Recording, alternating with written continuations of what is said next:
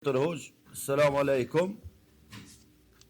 Një pyetje për Hoxhën, a është gjëna me vnu thjerëzat në sy për zbukurim dhe çerpekt artificial, jo të mbjellur? A pranohet abdesi, se motra jam po thot që lejohet kon e ke halal me vnu? Allahu ju lut. Aleikum assalam wa rahmatullahi wa barakatuh. Ka disa çështje. Çështja e parë, nëse ato që i vendosën sy, do të me vetë ekspertin e syve, mjekun, ato që i vendosme, a dëmtojnë synin në afat shkurt, ose a japin dëmtim në afat gjatë, kjo është çështja pyetja e parë që është më rëndësi, edhe nëse e dëmtojnë synin, nuk do të menuar.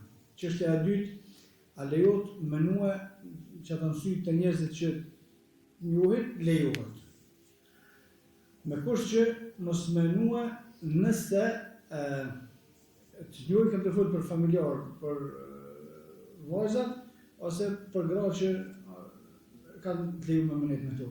Me kusht që mos më kanë dikush që është e interesume me lyp këto për dikan, e kjo pastaj me paraqit bukuri që se ka, se në këtë rast është haram, mësë të nejna. Në të menu dishka me zbukuru vetën atë që nuk e ka në realitet, me mashtruhe njerëzit në rëmët sena, pastaj më lecuo martesa është haram. Pra nëse është kështu, do të me i kallëzue. Nëse s'është kështu, nuk e dëmton synin, edhe nuk ka në përfitim që e bën për kësajna, se për këtë çështjeve të synit, besoj që lejohet. Kur të mirët abdes, në atë që është në sy, nuk ka problem. Ose në atë që është në qerpik, ka problem. Për shkak se pjesa e synit është pjesa e mbrëmshme, dhe në gjatë abdesit nuk i lojmë syt në mrena. Edhe pse Ibn Abbasi, Allah pas më shërua, dhe Ibn Omeri, Allah pas më shërua, që të dy e kanë menuar se edhe mrena, ose gjatë abdesit me qelë syt, me dëpërtu ujë, ose me e fërkua me gisht mrena, por se në të përgjithshme mrena syt nuk pastruhen. Në këtë rast, themi kjo nuk është pengesë inshallah. Kurse qerpikët janë pjesë e jashtme. Pjesa jashtme duhet më la. Pjesa jashtme duhet më la.